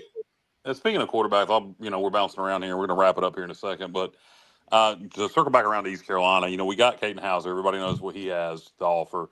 Well, we bring in Mike Wright out of the portal, and Mike Wright is a guy with tremendous speed who started some in the SEC. How do you use him? I don't think he came here just to be the backup in case Hauser got hurt. So if you're JDB, how do you make sure you keep Hauser knowing he's a starter so his confidence doesn't get messed with, but you come up with some packages to use Mike Wright's speed? Well, no, I think that's it. I think you answered your own question. I think you come up with packages where you can get him in there and keep him happy enough where, all right, I'm contributing, I'm part of this thing. And it's also a curveball for defenses. Now, the issue is with an offensive coordinator, if you do a package like that, it doesn't ruin the flow and consistency of your normal offense, which JDB, that offense is very predicated on the flow and consistency. Now, I will say this. I think most I agree with you. Quarterbacks want to go to programs and start, but realistically, I think what most coaches know that the two quarterback, unless he's like a superstar, right? But most guys, you can calm them down enough to say, listen, you're going to be our number two. It's a long season. Chances are we're going to go to you. I need you to be ready. I need you to push our number one. And they're still getting paid, right? They're getting paid now. So let's not forget this. So you can get guys bought in on being the number two. It's the threes that you're losing because no one wants to be a three. They're out of there. But I think you can keep it two. And if you can work him in and get him some packages and utilize his skill set with the consistency and continuity of your normal offense, that's a win-win, man, because it's tougher for defenses if you can do that. So I think JDB will probably try to do that. And one of the things I was mentioned too, Rene, is that look out for Raheem Jeter. My understanding is he had a good spring. But they have talked of it's continuing from here in fall camp the first week, guys. Raheem Jeter is a guy that also look out for him. Maybe they can. If we see Raheem Jeter on the field, we better be blowing somebody out or getting blown out. No. I know. I'm talking about maybe they can put him in other area, like special teams or other, because apparently he's doing very well as far as learning the system. I'm not saying he's starting. Don't misunderstand me. I'm not saying that he's going to be competing for the starting job. We know who had the starting job. We know who the number two is. I'm just saying I'm happy to see the kid has really put in the work. He was not only a great athlete, but now he's learned the system. And so, God forbid if we were down to our number three, but at least a guy that is now he's learned the system, and maybe he gets rewarded by special teams or something like that. I'm not saying he can be starting as quarterback. It goes back to what we said earlier. It's player development and roster retention. At the end of the day, the portal's great and you got to utilize it because everyone's doing it. But I believe in what Matt talked about is, and Dabo's talked about this too. At the core of all these programs, you better have a good foundation. You still got to recruit high school. You still got to bring young kids in. You still got to develop them. Hey, if you develop them to the point where they kick ass and they have tremendous seasons, and a big time program is going to come in and give them money that you just can't deal with, and then so be it. There's nothing you can do. It's not just you. Every team is dealing with that today. Every team's dealing with it. Yeah, no doubt about it, Rene. Yeah. But Rene, let me take you kind of to like a national level here, right? Sure. I'm looking at Phil Steele's 2025 power poll, right? I'll give you what he has, and I like, I put a lot of stock in his magazine here. So he's got his top 5: Penn State, Notre Dame, Texas, Alabama, and Ohio State. He's got Clemson coming in at 6. Okay. Going out on a limb here, do you think this is the year that James Franklin and Penn State break through? Who do you see coming out of this thing, man, when it's all said and done? Well, Penn State has these. I don't have their schedule in front of me, but I know from talking about it earlier, they have a schedule that they should not be stopped on their way to the college football playoff. So that's step one for all these programs. You got to make it there, okay? And I think they should. Barring some catastrophic issue, they should make it to the playoff. And then we'll see where the seedings go, because that's the one thing I love about the 12 team. And if the SEC and Big Ten can get their crap together, and I guess it's falling on the Big Ten, it's going to go to 16. I mean, that's probably the sweet spot. Whether 5 and 11 makes sense to me. Let's do 5 champions and let's get 11 at-larges, but whatever. It's above my pay grade. But even with 12 in there, you could have a great season, okay? You got to pull your big boy pants up, pull your boots up, and you got to get ready to go in a playoff, because you're going to go against the best schools, right? And so anyone can get knocked off, and it works in reverse too. Ohio State kind of, you look at Ohio State last year, I thought by far, top to bottom, they had the most talented roster in the country, right? They just kind of fluttered through it. They won games they were supposed to, not really tested. They lose to Michigan, big rivalry, but that woke them up, and they got their crap together. And even though I think they ended up being like a 5 seed, I think they were, which they, obviously woefully the seedings were wrong, and they obviously fixed that, and they went through. So to answer your question, I'm not sold yet, but if they're finally going to break through and win a national championship under Franklin, it is this year, right? So agreed. Yeah. Yeah. In Texas, everyone, listen, Arch Manning, we all think he is what he is, but he's going to be able to go out and show us if he is what he is, right? Still got to do it as the full-time starter, but he's surrounded with a lot of talent there, so that'll be fascinating. Ohio State, quarterback questions, right? You can say you have all this talent. Same thing with Georgia. Clemson, we talked about, right? Proven quarterback. Notre Dame, LSU's got a quarterback. I'm looking at a list here. It's not Phil Steele. Alabama, same thing. I think a lot more talented. Alabama's going to be really good on the interior lines, which to me is the most important thing, but you still got to get quarterback play. So, but that's what I love about this is at the end, we're going to have a true playoff, and the best team's going to hopefully win it. And it's going to be a fun ride this entire season. And I'll just say this really quick about Clemson. Dabo has finally embraced the portal. Yeah. And I think that's going to get them back to the level they were accustomed to. They fell off a little bit. But even when they were not so great last year, they pushed Texas in that playoff game. I mean, they were in that game going into the fourth quarter. I think they were only down a touchdown maybe going into the fourth quarter, and then it got away from them late. And that was a bad Clemson team. What we say is bad. So what a Clemson fan would say is bad, but most of the fan bases would take it in a heartbeat. Absolutely, yeah. So that's another one. I think Clemson's a sneaky one to watch out for because they always had the talent, but now that he's sort of embracing the. And I'm going to give you a sleep. I don't know what Phil Steele has. I'm going to give you a sleeper, but it's all again. It's not only it's predicated on quarterback, but is the quarterback healthy? I like Florida and DJ Lagway, but he's been dinged up, so I don't know what his issue is. But we talked about coaches on the hot seat. Billy Napier's been his seat's been really hot, and they fought through that. They fought through that schedule last year, and he kept his job. And Lagway was a big reason for it. So I'm excited to see what he can do. So I'm hoping he's healthy when the season starts off. So.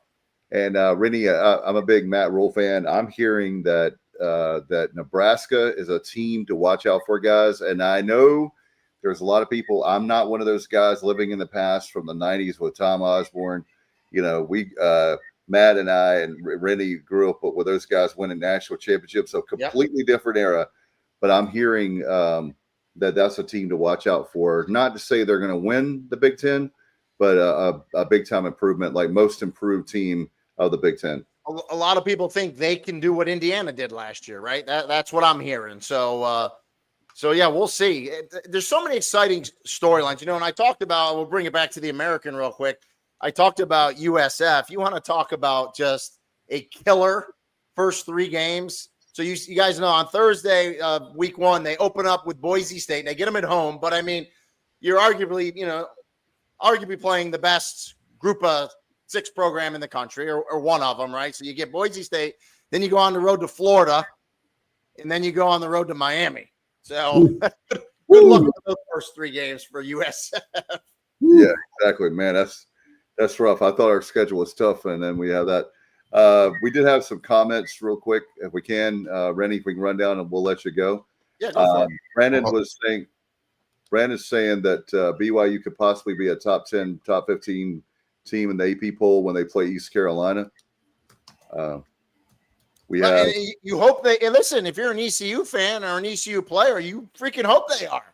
Those are the challenges you want. You want a highly ranked team coming into your stadium. Hopefully you have a good season going, and hopefully you get a sellout because, and Matt knows this, you guys know this, that's why I love college football, man. If you have a really good environment, I know we talked about the weather and the travel and the time, but like the fans make a difference. They do. When it's loud and it's third down and the atmosphere is going, it gives energy to the home team. It's hard for a left tackle to hear the call when it's loud. I mean, the fans make a difference. So if I'm an ECU fan, you hope BYU's a top 10 team all day long when they come to Dowdy-Ficklen.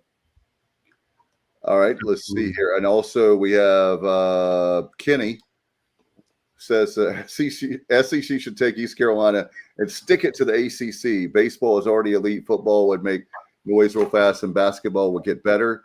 I've made that argument, and people think I'm crazy. But looking for the college account, looking what we talked about tradition. They don't have a team in North Carolina.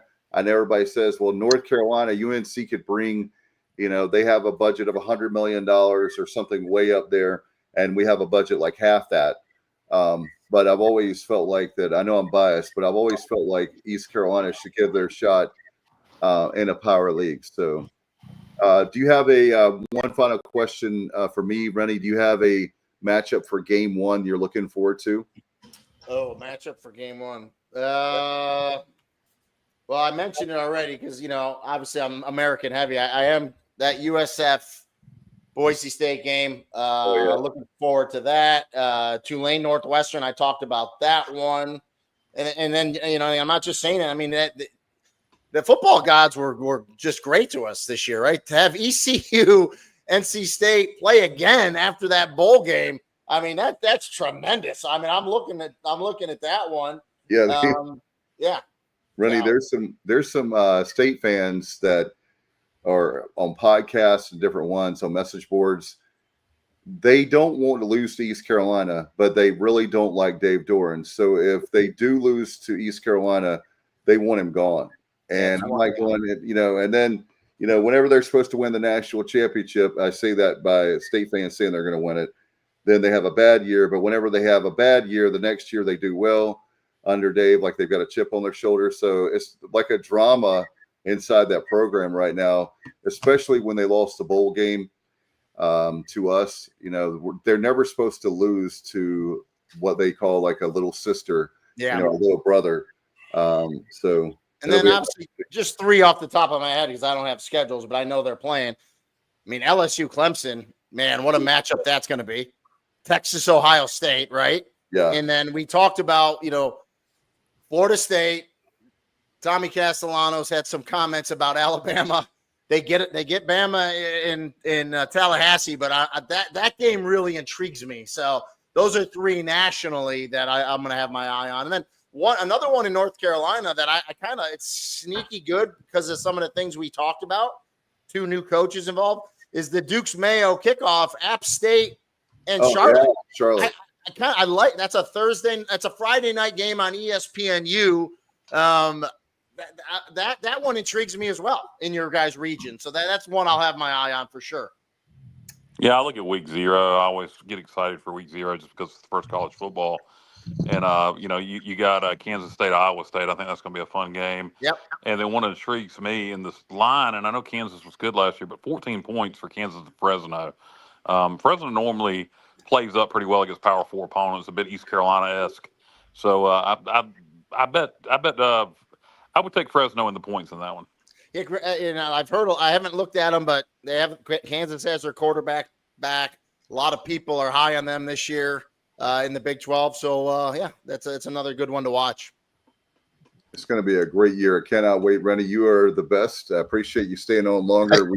Can I throw some stats at Rene real quick? Yeah, go ahead. Sorry. I got 5 stats in 30 seconds. Okay, so the first one is last year in the American, the average margin of victory was 20.1 points per game. I think we're going to do a little better than that this year. I would agree, yes.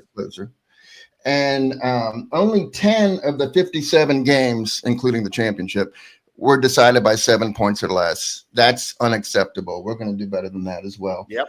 And then I'm going to say that East Carolina last season was the first team to throw 23 or more interceptions and win 8 games since the 2008 Mississippi Rebels with Javon Sneed and Dexter McCluster. So we're not going to throw 23 interceptions this season. So I'm looking at 9. The other stats I had were 18 times. Rene, you outrushed your opponents on a college football field. The entire team. I'm talking about you had more rushing yards than the entire team, the team you were playing, 18 different times, including 313 yards against Rhode Island in 94, October 1st. That is impressive. Now I can go to sleep at night, Johnny. And you know who the linebacker coach and defensive coordinator was for that Rhode Island team? Pat Narduzzi. Oh, I give him shit every time I call a pit game. He hates me for that game.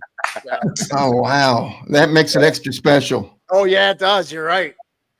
Wow. Now, Rudy, do you ever here's a question for you. Do you ever partake in the new NCAA football 25 on PlayStation or Xbox and create a dynasty UMass team with yourself as running back? How about that? I don't. I was never a gamer. I just wasn't. Someone told me though, but that they're actually they're going to create dynasty teams for the school. So we'll see if I'm good enough to make it. I don't know. We'll see. All right. Well, you got my vote for sure, man. You got. All right, guys. Much, man. Hey, great catching up with you guys again. Let's do it again. All right. See you later. See you guys. Thanks, Rene. Rene's the best. Hey, guys, before we go, I know we've been running way long, but I did want to, Kenny was talking about, while I have you guys here, once you get your thoughts on the Hall of Fame, having finally Terry Holland, former AD, obviously we lost him in the last year or so. Dwayne Harris is up there, and I know we also had in there, wasn't it Shane Carden? Justin Hardy, Shane Carden. It's a great class. Probably the best Hall of Fame class. That's not an insult to anybody else on any other Hall of Fame class, but I think this is probably, I'll put it this way, the most exciting Hall of Fame class in recent history. No doubt. And guys, I want to say this really quick too. My buddy Terry Gallagher, hopefully we can get him in there from the 78 team, but also one that's on my mind since the announcement is let's put Brian Bailey in there. Brian Bailey is at 41 years, guys. 41 years. You heard him if you watch the practice, post-game practice, he's still there. He's still doing all the ins and outs, but he's one. Obviously, you can add in there with Holton Ahlers, Keaton Mitchell, Rajay Harris. Those are guys, future Hall of Famers that I put in there. But Brian Bailey is one that is a no-brainer. I know media, we have Jeff Charles, voice of the Pirates, in there, but Brian Bailey is another one that I really want to see in there. I mean, we have a mutual friend, Kyle and I do, that's best friends or really good friends with him. And I'm telling you guys, that guy's had many offers. He could have left us many years ago. He started in 1984. I was 11 years old when Brian started at WNCT and been covering the Pirate. Think about all the people that have come and gone. And no, I'm not getting paid or a commission. I'll mention that, but I think a lot of Brian look up to him, admire him, and respect him. And anyway, that's another one for me. Yeah, I'm sure down the road at some point, Brian Bailey will be in the ECU Hall of Fame. Yeah, I just want to make sure, not that anything is battling, but I just want to make sure that he gets a chance to enjoy it. You know, Jeff should have been in there, and we didn't know what was going to happen, obviously. But go ahead and put Brian in where he can give a speech and, you know, have fun, and we can really acknowledge him and respect, you know, like to honor that. But anyway, do you guys have anything as far as notes about the football team before we get out of here? I know we've gone way over time. Hey, Kyle, I have one question. Is it the media day? I don't even know if I should go down there or not. Do we have passes? I mean, I don't know. I will help out if I can. Let's talk about that off the air. But are we on the air? Yes. Oh, I apologize. I thought we were post. We will get all that squared away with the media, and yes, you will be welcomed at media day. Yes. Oh boy. Okay, I apologize for that. Matt, if you could come down, I'd love to have you, brother. I know yours is a significant thing, but you're always welcome. You know that. Appreciate that. Yeah, a little bit of a hike for me, but I appreciate that. Yeah, hopefully we can get you down here very, very soon.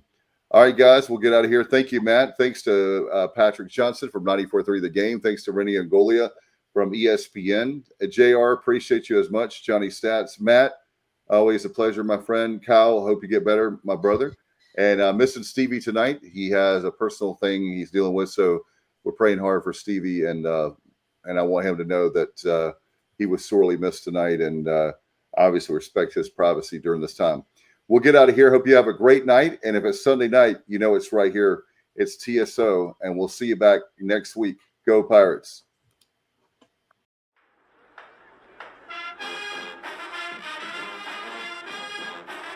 You're watching The Sports Objective, the podcast for Pirates.